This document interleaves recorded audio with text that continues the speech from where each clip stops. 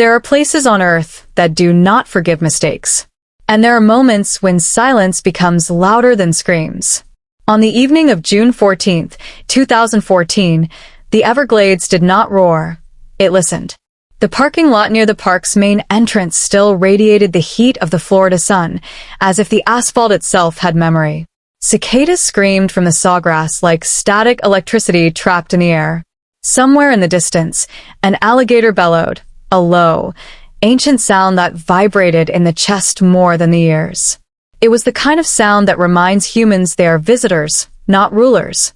Era Connolly stood alone beside her car, staring at her phone. 8:15 p.m.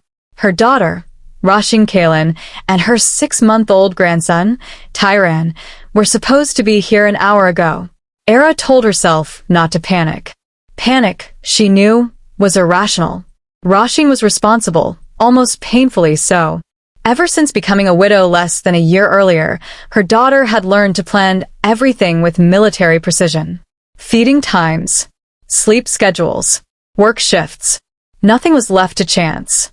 That was what frightened Era most. Roshin did not miss deadlines. She did not ignore calls. She did not disappear.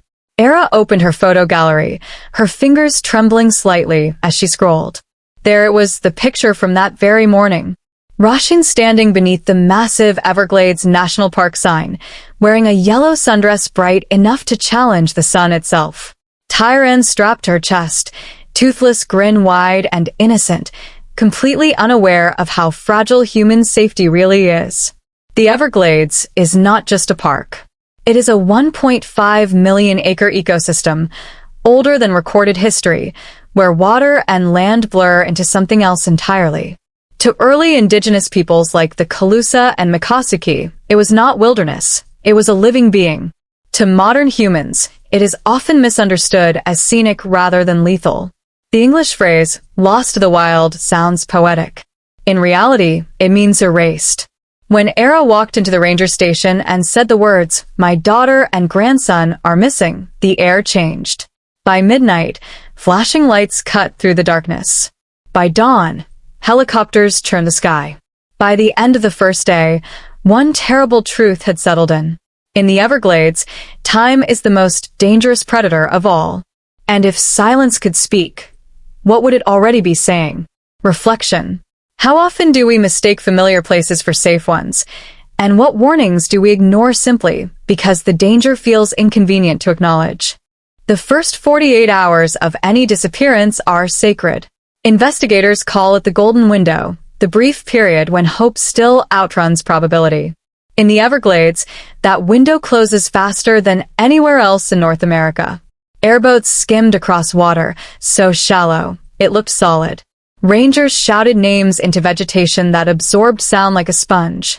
K-9 units tried to follow a scent trail constantly erased by heat, water, and human traffic.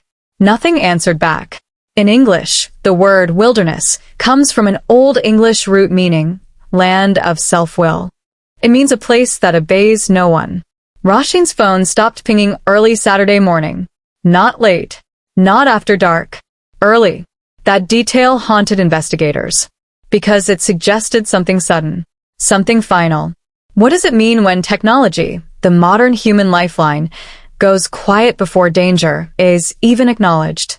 On the third day, the search changed, not because of evidence but because of bureaucracy. A pesticide spill. A restricted zone. Paperwork more powerful than urgency. Entire sections of land, areas Roshin might have wandered into seeking shade, were declared off-limits. Regulations spoke louder than desperation. Risk assessments outweighed maternal instinct. In English, red tape is an idiom meaning rules that prevent action. Here, red tape didn't just slow a search, it redirected it.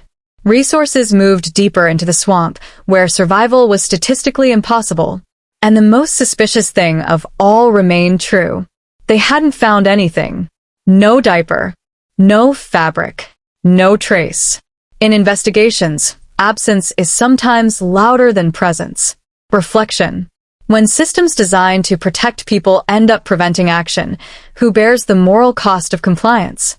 1 year later, hunters encountered something that defied biology. A Burmese python, an invasive apex predator, so swollen it could barely move. Burmese pythons do not chew. They swallow whole.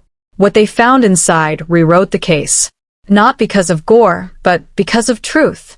This was not an accident of wandering. This was a convergence of human exhaustion, invasive species, and misplaced certainty. The English word horrific doesn't mean violent. It means truth revealed too late. And the swamp had kept its secret patiently. Reflection. How many modern tragedies are not caused by nature, but by our refusal to adapt to it honestly. This story is not about fear. It is about humility. English has a phrase, nature doesn't negotiate. Neither does time. Neither does grief. Roshin did everything right, by human standards. But the Everglades do not operate by human rules. For English learners, stories like this teach more than vocabulary. They teach context, consequence, and respect for unseen systems, linguistic and natural. And perhaps the deepest lesson of all, safety is not the absence of danger. It is the presence of awareness. Final reflection. If wisdom is learning from others' losses, what responsibility do we carry once we truly understand the lesson?